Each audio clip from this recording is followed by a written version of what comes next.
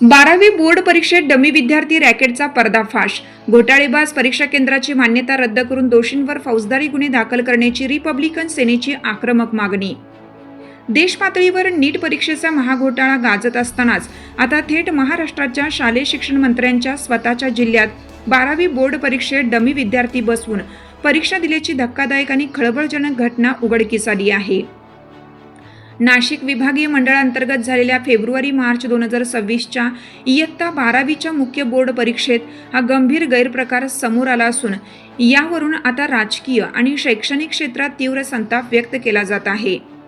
नाशिक येथे आयोजित एका पत्रकार परिषदेत रिपब्लिकन सेनेच्या प्रमुख पदाधिकाऱ्यांनी या संपूर्ण रॅकेटचा पुराव्यांसह जाहीर पर्दाफाश केला. यावेळी त्यांनी घोटाळेबाज परीक्षा केंद्राची मान्यता तात्काळ रद्द करण्यात यावी आणि या रॅकेटमध्ये सहभागी असलेल्या संस्था चालकांपासून ते शिक्षण विभागातील भ्रष्ट अधिकाऱ्यांपर्यंत सर्वांवर तातडीने फौजदारी गुन्हे दाखल करून त्यांना जेलमध्ये डांबण्यात यावं अशी सिंहगर्जना केली आहे.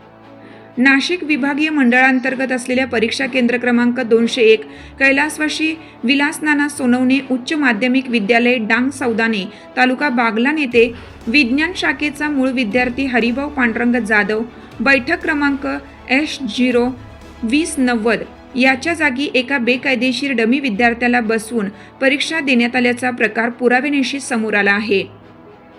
प्रामाणिकपणे रात्रंदिवस अभ्यास करणाऱ्या लाखो विद्यार्थ्यांच्या भविष्याशी खेळणारा हा अत्यंत लाजिरवाणा प्रकार असून यामुळे शिक्षण मंडळाच्या विश्वासार्हतेवरच मोठा प्रश्न निर्माण झाला आहे. रिपब्लिकन सेनेचा पाठपुरावा आणि मंडळाची कारवाई या धक्कादायक प्रकरणाचा छडा लावण्यासाठी रिपब्लिकन सेनेचे प्रवक्ते उत्तर महाराष्ट्र प्रवक्ते प्राध्यापक अमोल बाळासाहेब बच्छाव यांनी 23 एप्रिल 2026 आणि 8 मे 2026 रोजी नाशिक विभागीय शिक्षण मंडळाकडे पुराव्यासह अधिकृत तक्रार अर्ज सादर केला होता. या तक्रारीची गंभीर दखल घेत नाशिक विभागीय मंडळाच्या सचिव सौ सरोज जगताप यांनी संबंधित विद्यार्थ्याचा निकाल चौकशी पूर्ण होईपर्यंत राखून ठेवला आहे. तसेच 18 मे 2026 रोजी झालेल्या प्रत्यक्ष सुनावणीत चौकशी समितीसमोर रिपब्लिकन सेनेच्या वतीनं 6 प्रमुख आणि कायदेशीर मागण्यांची लेखी म्हणणे सादर करून मंडळाला कोंडीत पकडण्यात आलं. त्यानुसार संबंधित विद्यार्थ्यांनी फेब्रुवारी-मार्च 2026 मधील परीक्षेत सर्व विषयांच्या ज्या मूळ उत्तरपत्रिका लिहिल्या आहेत त्यावरील हस्ताक्षर आणि सदर विद्यार्थ्याचे मूळ हस्ताक्षर यांची फॉरेन्सिक तज्ज्ञांमार्फत अधिकृत पडताळणी करावी. परीक्षा कालावधीत वर्गात रोज घेण्यात आलेल्या विद्यार्थ्यांच्या उपस्थिती पत्रकावरील स्वाक्षऱ्यांची मूळ विद्यार्थ्यांच्या अधिकृत स्वाक्षरीशी अचूक पडताळणी व्हावी. केंद्र क्रमांक 201 मधील संबंधित ब्लॉकच्या CCTV कॅमेऱ्यांचे संपूर्ण परीक्षा कालावधीतील फुटेज मागून त्या वर्गातील हालचालींची आणि परीक्षार्थींच्या चेहऱ्यांची पडताळणी करावी. मूळ विद्यार्थ्याऐवजी अन्य व्यक्तीला बसवल्याचा दाट संशय असल्याने या संपूर्ण रॅकेटची अधिकृत कागदपत्रांनिशी आणि केंद्र प्रमुखांच्या जबानीसह चौकशी व्हावी. विद्यार्थ्याचा परीक्षा अर्ज फॉर्म नंबर 17 आणि त्यासोबत जोडलेले ओळखपत्र ID प्रूफ याची प्रत्यक्ष विद्यार्थ्याशी आणि सुनावणीच्या वेळच्या ओळखपत्राशी पडताळणी करण्यात यावी. या प्रकरणात ज्या ज्या घटकांचा समावेश निष्पन्न होईल त्या सर्व लिपिक कर्मचारी शिक्षक पर्यवेक्षक मुख्याध्यापक केंद्र प्रमुख संस्था समन्वयक संस्था सचिव संस्था चालक भरारी पथक व इतर सर्व संबंधित घटकांवर कठोर कायदेशीर व फौजदारी कारवाई करून परीक्षा केंद्राची मान्यता रद्द करण्यात यावी. जोपर्यंत या चौकशीचा अंतिम सत्य अहवाल समोर येत नाही तोपर्यंत संबंधित परीक्षार्थीचा निकाल कोणत्याही परिस्थितीत जाहीर करू नये. शिक्षण मंडळाने राजकीय दबावाला बळी पडून हे प्रकरण दाबण्याचा प्रयत्न केल्यास रिपब्लिकन सेना संपूर्ण महाराष्ट्रात तीव्र रिपब्लिकन स्टाईलने आंदोलन छेडेल आणि याची संपूर्ण जबाबदारी शिक्षण प्रशासनाची असेल, असा गर्भित इशारा प्रदेश प्रवक्ते डॉक्टर अविनाश शिंदे, उत्तर महाराष्ट्र प्रवक्ते प्राध्यापक अमोल बच्छाव आणि नाशिक महानगर प्रमुख डॉक्टर अनिल आठवले यांनी संयुक्तपणे दिला आहे. या पत्रकार परिषदेला डॉक्टर अविनाश शिंदे, प्राध्यापक अमोल बाळासाहेब बच्छाव आणि डॉक्टर अनिल आठवले हे रिपब्लिकन सेनेचे प्रमुख पदाधिकारी उपस्थित होते. आता शिक्षण मंडळ आणि पोलीस प्रशासन या रॅकेटमधील मुख्य सूत्रधारांना कधी बेड्या ठोकणार याकडे संपूर्ण राज्याचे लक्ष लागले आहे.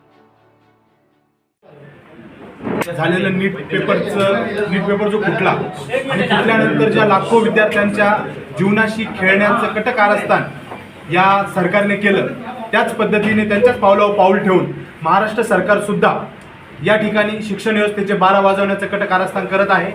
या ठिकाणी 12वीच्या जे विद्यार्थी 12वीची जी परीक्षा नुकतीच पार पडली त्या परीक्षेमध्ये संस्था चालकाच्या मदतीने काही विद्यार्थ्यांनी डमी बसवण्यात आले आणि त्या डमी बसवलेल्या विद्यार्थ्यांचे सगळे पुरावे आमच्या सोबत आहे, आम्ही तुम्हाला दाखवलेले आहे। तरीही या माध्यमातून त्यांना पाठीशी घालणारे जे शिक्षण मंत्री आहे दादा भुसे यांची आम्ही आपल्या माध्यमातून राजीनामा मागतो आहे की सदर संस्थेला आपण पाठीशी घालून जे 12वीचे डुप्लिकेट विद्यार्थी बसवता आणि जे ओरिजिनल विद्यार्थी आहे जे अभ्यास करून पास होत आहेत त्यांच्याशी जीवनाशी आणि त्यांच्या अभ्यासाशी खेळण्याचं जे कट कारस्थान करत आहे यासाठी शिक्षण मंत्र्यांनी राजीनामा द्यावा आणि केंद्राच्या माध्यमातून नीट फुटी प्रकरणात केंद्रीय मंत्र्यांनी राजीनामा द्यावा व शिक्षण व्यवस्था सुरळीत करावा अशी आपल्या माध्यमातून विनंती करतो। सेना उत्तर महाराष्ट्र प्रवक्ता आज या पत्रकार परिषदेच्या माध्यमातून अतिशय महत्त्वाचा गौप्यस्फोट आपण या ठिकाणी करीत आहोत। त्यामध्ये बागलाण तालुक्यातील एक 12वीचं जे काही परीक्षा केंद्र जे आहे ते परीक्षा केंद्राचं नाव कैलासवासी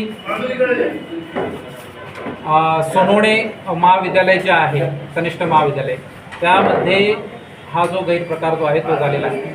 तो गैरप्रकार असा की 12वीचा जो पेपर जो आहे तो डमी विद्यार्थी बसून लिहिण्यात आला आणि या पेपरमध्ये जो मूळ विद्यार्थी आहे तो मूळ विद्यार्थी पेपरला न बसता डमी विद्यार्थ्यांकडून पेपर लिहून घेणार आणि विशेष म्हणजे हा 12वी विज्ञानमध्ये प्रकार असा या परीक्षेमध्ये झालेला आहे तो निश्चितच गंभीर आहे। आणि जे संस्थाचालक जे आहे ते संस्थाचालक स्वतः शालेय शिक्षण मंत्री दादाजी भुसे यांचे निकटवर्ती आहे आणि जो परीक्षार्थी जो आहे तो मुळातच मोठा गुंड प्रवृत्तीचा व्यक्ती आहे।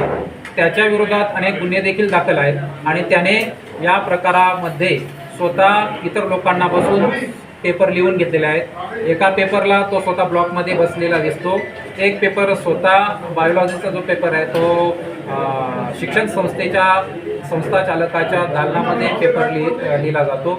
अशा पद्धतीने गंभीर प्रकार जे आहेत ते घडलेले आहेत। याची आम्ही शालेय उपविभाग बोर्ड आहे त्या बोर्डामध्ये आम्ही तक्रार रितसर केलेली आहे आणि याची एक सुनावणी देखील झाली, परंतु याच्यामध्ये मोठी दिरंगाई होताना दिसते। शालेय शिक्षण मंत्र्यांचे निकटवर्ती असताना असा प्रकार जो घडत असेल तर निश्चितच परिस्थिती गंभीर आहे आणि म्हणून या संपूर्ण प्रकरणामध्ये जे दोषी आहेत किंवा त्यांचा सहभाग आहे त्यांच्यावरती फौजदारी गुन्हे दाखल पाहिजे आणि ज्या शाळेय शिक्षण संस्थेमध्ये झालेले आहे ते केंद्रसुद्धा सील करण्यात यावं 12वीच्या परीक्षेसाठी, अशा पद्धतीने आमची भूमिका आहे।